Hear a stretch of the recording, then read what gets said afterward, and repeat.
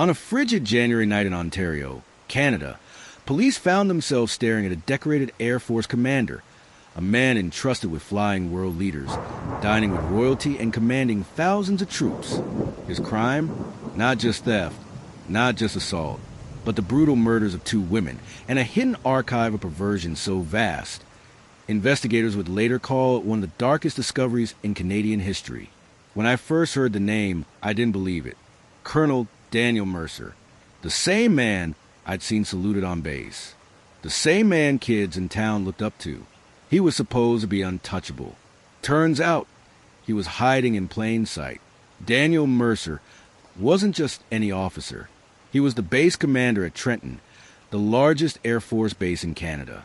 He piloted government aircraft, transported prime ministers, even flew Her Majesty the Queen.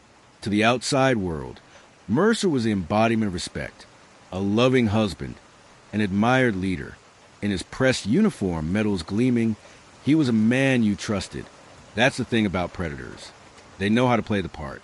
Mercer had the walk, the talk, the aura, but behind closed doors, he had an appetite most people can't even imagine. The story begins in 2007. Mercer's crimes didn't start with violence. They started with obsession. Late at night, he slipped into the homes of his neighbors. He didn't steal jewelry. He didn't take electronics. He stole underwear.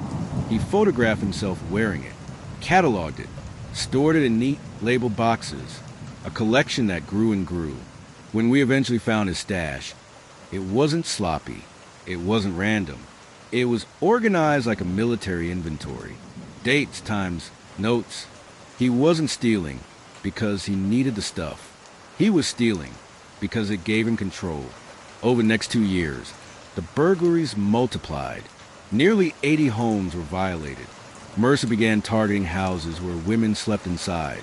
He entered silently, photographing them as they lay in bed, stealing pieces of their private lives. And then it escalated further.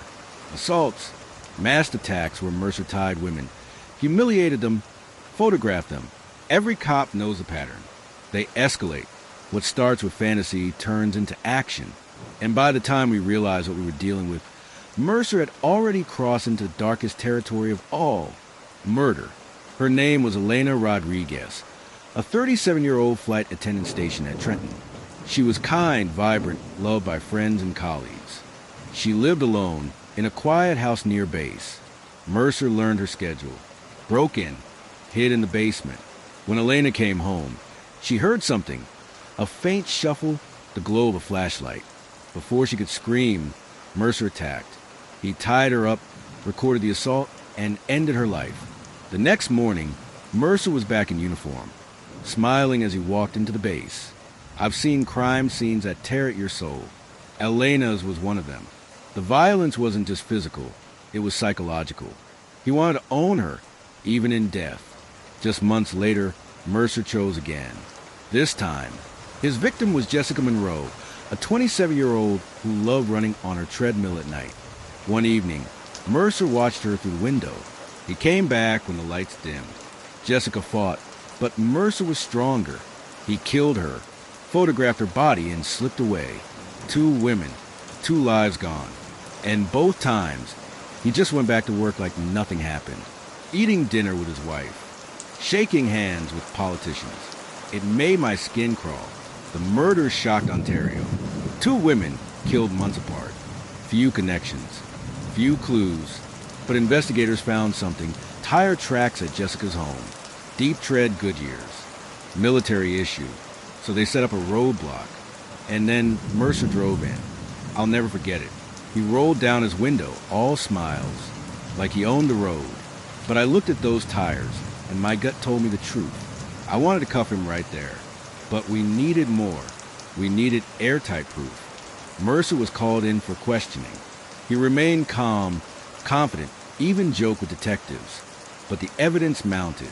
Tire tracks, boot prints, DNA. 10 hours later, the mask began to slip. Mercer cracked.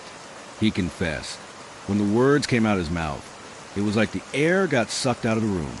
The man everyone thought was a hero was actually a serial predator. Police searched his home, What they found defied imagination. Thousands of photos, hundreds of hours of video, boxes upon boxes of stolen underwear, labeled and stored like military files. Each box represented a home, each folder a victim.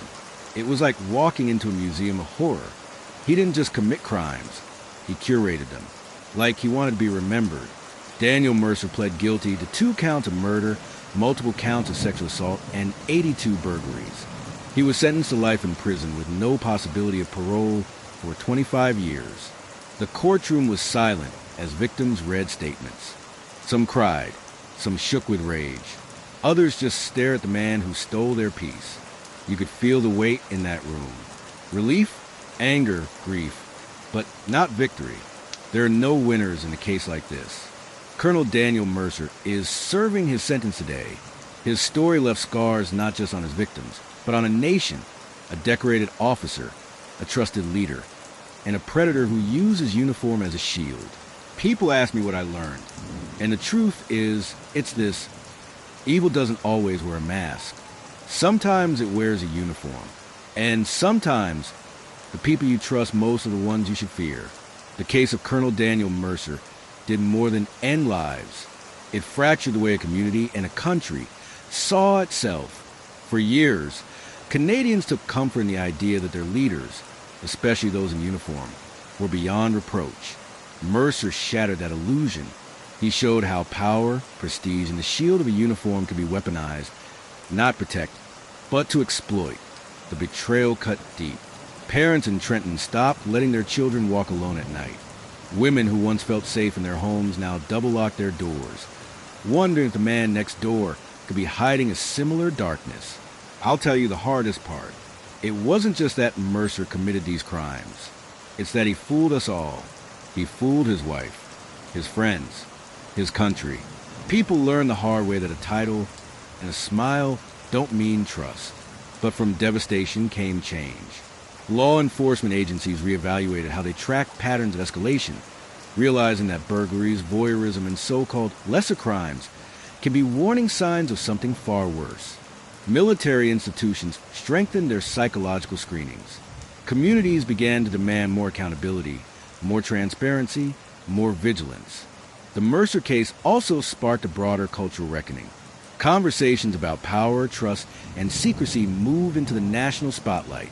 The question lingered: how many predators have hidden in plain sight, shielded by authority?